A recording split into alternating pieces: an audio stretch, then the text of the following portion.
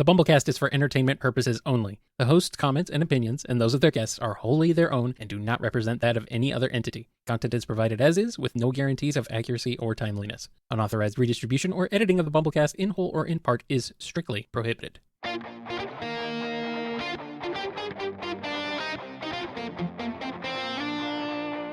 It's a BumbleKast Mini, sponsored by Jara. This mini is about Shara and Merlina. So let's go ahead and get into it. Starting with a question from Rabbit Haver. We've seen Shara's reaction to Sonic being her master, but how would she feel about her master being Shadow or Silver? I guess it kind of depends on when we're talking about the story, but I guess we'll just say at the very beginning, when she still had allegiances to Eraser to some degree. Silver, she's going to be, happy and excited because he's a good boy and he doesn't question her at all. Pretty much like Sonic does. And, if anything, it would kind of run along many of the same parallels as Sonic, to be perfectly honest. I mean, sure, Silver is more naive, but he's still, committed to whatever cause he swears to. And if he has to track down Eraser to get that burning arrow out of his chest, Eraser's in big trouble.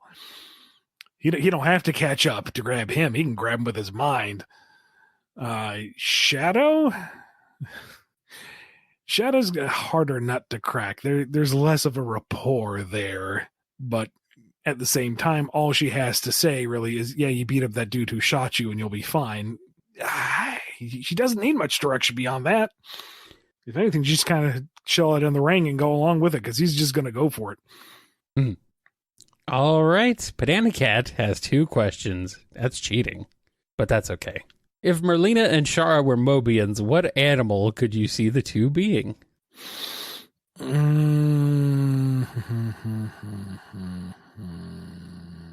Human 1 and human 2.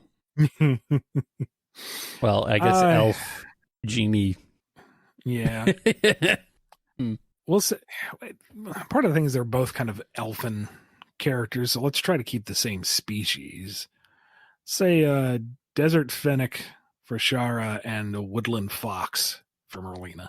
Okay, that works. And Pedantic Cat's second question, role swap. How different would their respective stories go if their motivations were swapped? So Shara is leading Sonic to take out Erasergen so she can grab the world rings. Uh-huh.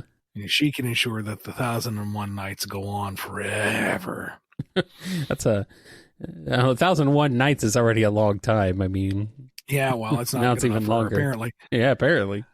I guess I would really follow a lot of the same beats, and then Sonic getting the arrow in his chest would be an upset to her plan, so she would be a little less supportive as they're running along, and more of a, you really need to take him out before you die. I need this. Sonic's like, I already got a pain in my chest. I don't need a pain in my ass. But I see what you did there. I see what you did there. At the 11th hour, she grabs up the world rings from Eraser as he's defeated, and then you get the final boss fight. Yeah. And then for Merlina, it would basically be what the initial plot presentation is given without any twist. It's just corrupted Arthur. And she's trying to undo the corruption. And well, I guess that would be a real short game. I mean, I guess you just skip over the mid-fake out point and you have the final boss between Excalibur, Sonic, and like some crazy giant Giga Dark Knight Arthur. I mean, that'd be... Is he all right? I mean, that'd be pretty sweet, but, Yeah, but... Not quite the same, Crazy Uber Demon Witch Merlina is so much cooler. I know. As long as With Me is playing, I'll get on board. We'll allow it. It'll be fine. All right, here's one from Morless. If Shara and Merlina met up for tea, what would they talk about?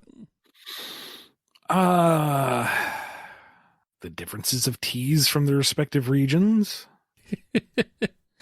The very nature of being aware that you are within a constructed reality. How one deals with crushing emotional loss. Fun stuff. Girly things. Of course. Sounds about right, I guess. All right. And Jara asks, if there was a scenario wherein Shara and Merlina were part of Team Sonic Racing or a Heroes type situation, who would they have for a third wheel of their trio, and what would their whole dynamic be like? Maybe Elise? Oh, I was going to Chip was the one that was thrown out in the chat, but Elise could work, I suppose. Well, female humanoid companion with some magical component. If we really want to stretch fiery magical component. Yeah, I suppose. Merlina kind of threw around some fire in her final boss form, he said, doing mental gymnastics.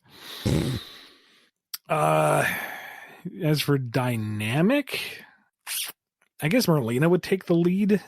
I mean, she's the real go-getter. And Elise would feel very much out of place, and Char would be the very supportive one that kind of brings the group together. Well, isn't that nice?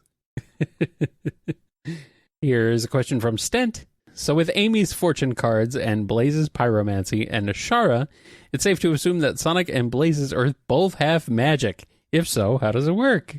There is no magic in Ba Sing Se. There is no magic in Sonic's world. Ignore all the magic. And regardless, it's magic. You don't have to explain how it works because it's magic. Exactly. Sonic has an incredibly soft magic system. It's so soft, Sega doesn't even want to acknowledge its existence. It is very much rule of cool. Yeah, pretty much. Quote unquote system, yes. Red Rebel has a question. Is Sonic able to revisit the worlds of Arabian Nights or Camelot of his own volition, or does he need someone like Shara or Merlina to pull him back in? I think they would have to pull him back in, but then it begs the question of where does he show up in the story? Because it's a self-contained universe. There is a story. It has its beginning, middle, and end already established, and that's kind of the crux of both those games, is the characters know that they're in a narrative that has an end. So, like, does earlier chapter Merlina call Sonic in, and she's like, King Arthur's been corrupted, and Sonic's like, nah, we already did this. Yeah. You already summoned me. We're like 500 pages back, lady. I know how this goes. Yeah. That's what I'm wondering, too. Like, would he crack open another copy of the books and end up, like, reliving them again? Like, oh, crap. The Lego Fan 21 has a question. In With Me, the final boss song of Black Knight, being that it's from Merlina's perspective, she called herself evil to get dare to fight evil's might. Does this mean that she knows what she's doing is wrong but has too high of a drive? Something else? Or am I reading too into a great song? I don't know officially, but the way I kind of interpret it is along the lines of when Sonic says that, he can't always be the good guy when he takes up Caliburn against the king. He's a Kingslayer. He is the villain of the story in that instance.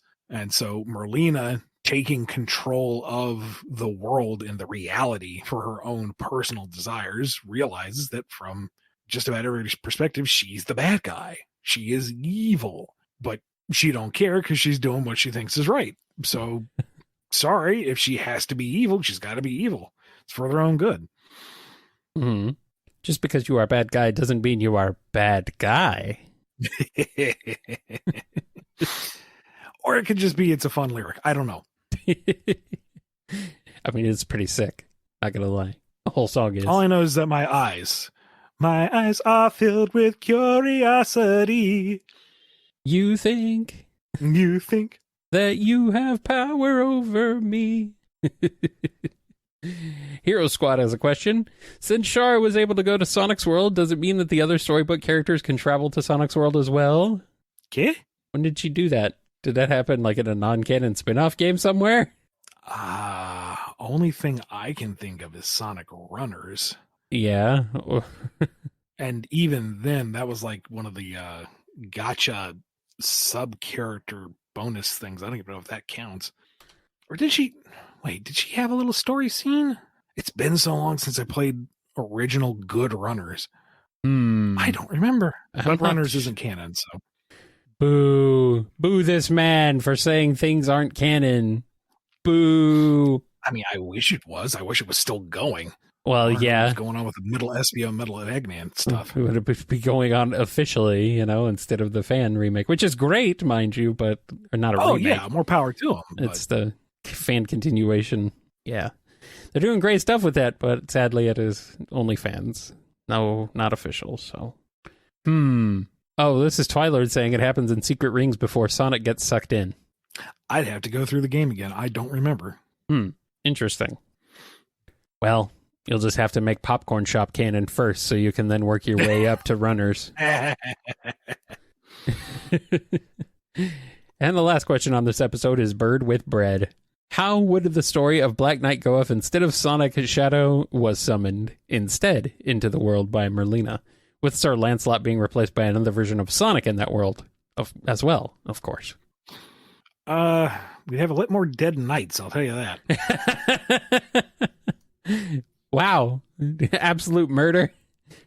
I mean, Gawain goes to fall upon his sword to preserve his honor, and Shadow would be like, okay. Don't let me stop you. You know, Percival falls into the volcano, and it's like, does she have Blaze's fireproof ability? You know, is that something she has to actively activate?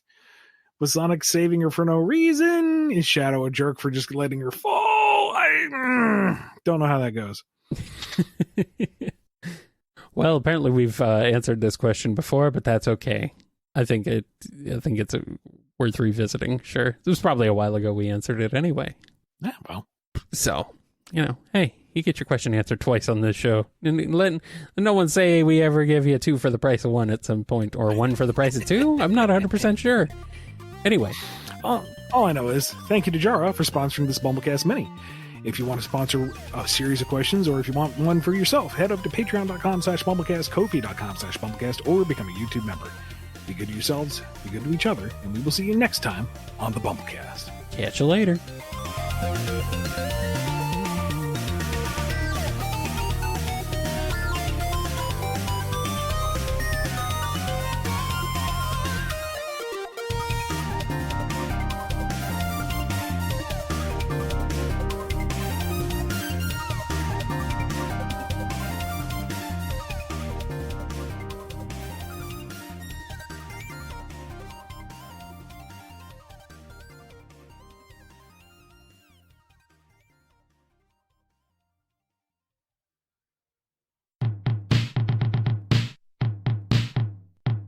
Is Shadow a jerk for no reason?